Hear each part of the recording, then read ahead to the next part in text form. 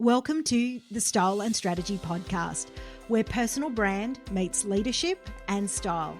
I'm Sonya, a personal brand and style coach who's been exactly where you are, juggling career and business success, personal growth, and finding a style that truly fits. After decades in corporate leadership, I've learned that showing up isn't just about what you do. It's about how you align who you are and how the world sees you. This season, I'm bringing you practical strategies, bold insights, and honest conversations to help you amplify your presence, unlock your next level, and lead with clarity and confidence.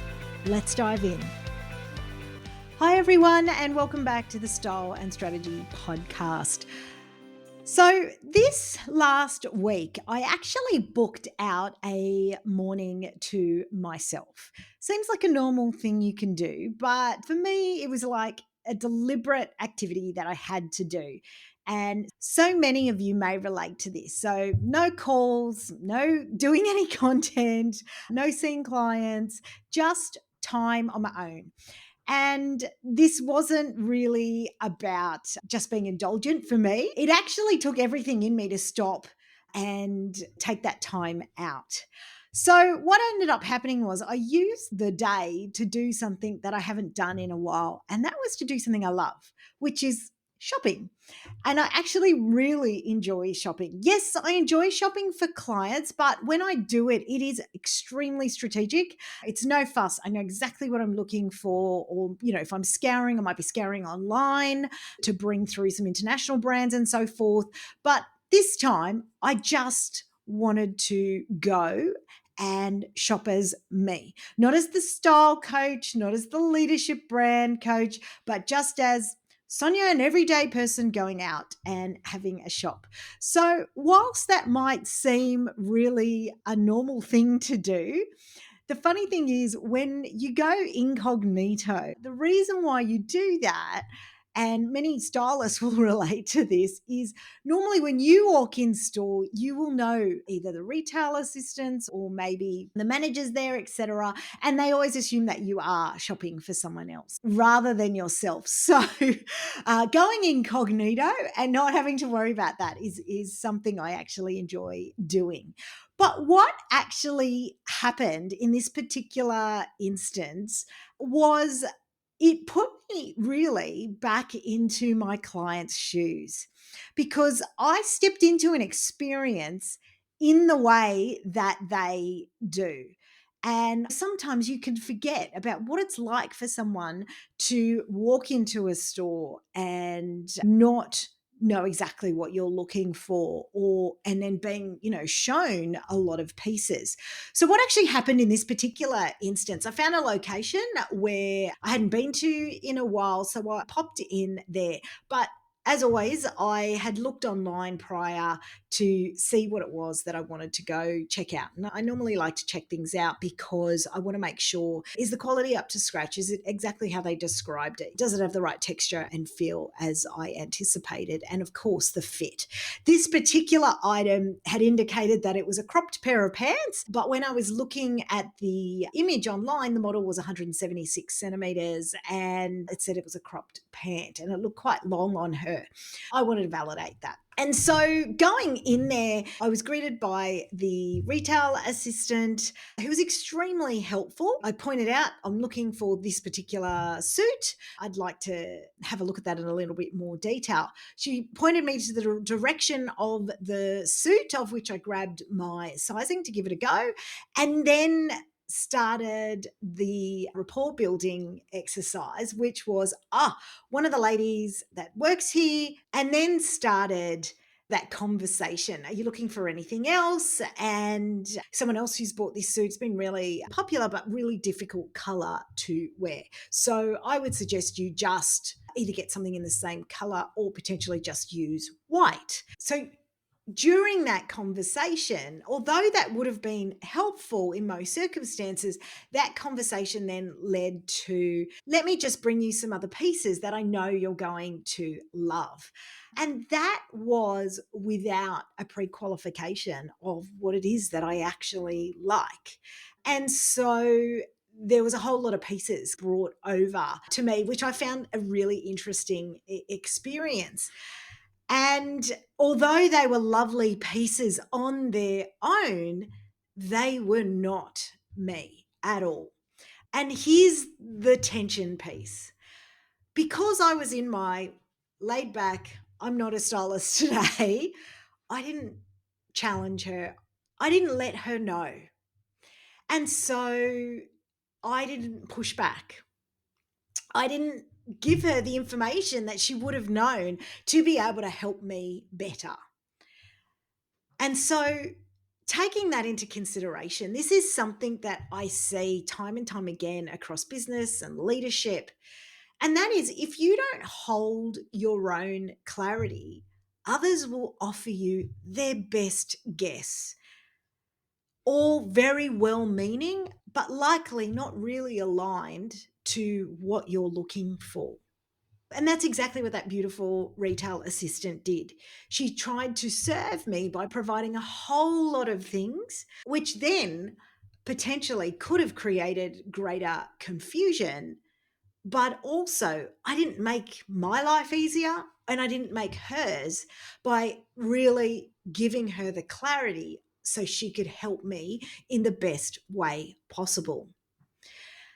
When I talk to clarity, I don't mean being really rigid or being really fixed in a particular way. What I'm really referring to is having clarity when it comes to your wardrobe, having clarity around your brand, having clarity around the decisions that you're making, and then enabling you to move with so much more conviction and what everyone loves, a little bit of speed. Because having conviction in your clarity means that when you communicate something, you're able to do it so much more powerfully because you know exactly how it stands. You know exactly what you want and how it's aligned to you. And there's been a few studies around this that reinforces this scenario. For example, there was a study done by Leininger and Lepper in 2000, which was really about choice overload. Some of you may be familiar with that particular study, and it was about jam, and it was specifically done in a supermarket setting where too many options of jam actually lowered confidence and really reduced satisfaction to the consumer versus a situation where there were fewer and clearer choices actually led to a much better outcome. You've heard me talk about the concept of enclothed cognition before, and that was Adam and Galinsky in 2012, where it referred to what you wear actually can influence how you perform. Now, taking that one step further, you know that I talk about leadership presence and understanding what levers to pull to get a really aligned leadership presence. But it often starts with this embodied internal confidence. So, if you consider this in light of my conversation or lack thereof at that moment in time, by communicating with clarity what I was actually looking for and my version of that, it would have saved me a whole lot of time and been much more strategic. And that's something that I talk to with my clients all the time. If we think about identity driven leadership, really, when you're in a room with so many individuals who may not know you, the clearer you can be, the less explaining you have to do. Very much like the JAM research paper that I referred to earlier. Because you walk into a room and your presence can lead, and then the words follow. So it becomes really important that the words that are coming out with clarity. So, following on from my example and really taking a step back, I often share with clients, especially where they might be preparing for a moment where they need to make a big decision or standing in front of a large room or a crowd. But you can even use this as simply when you're standing in front of your wardrobe. And that's really asking yourself three key questions. One, is this aligned with how I want to be experienced and how I want to be seen? Two, does it really reflect for what I stand for and not just what I do? And then the final part is, am I really willing to back this, even if I feel it doesn't fit me or it's a bit unexpected? So, by asking those three questions, it's got the ability to really sharpen your presence and realign you to the decisions that actually matter the most. Because it's not just about this top looks good, there's always more to it than that. So, for those of you who are wondering, did I end up buying the suit? Yes, I did. And do I love it? Absolutely. And did it meet those questions? Yes. But really, what I took home from that exercise was choosing not to settle in the moment, even though I wanted to take that hat off. So I'll leave you with these. Where are you potentially making compromises that disconnect you from what you actually want? And what would shift for you if you actually trusted yourself enough to pause and hold out for what you really want that feels aligned to you?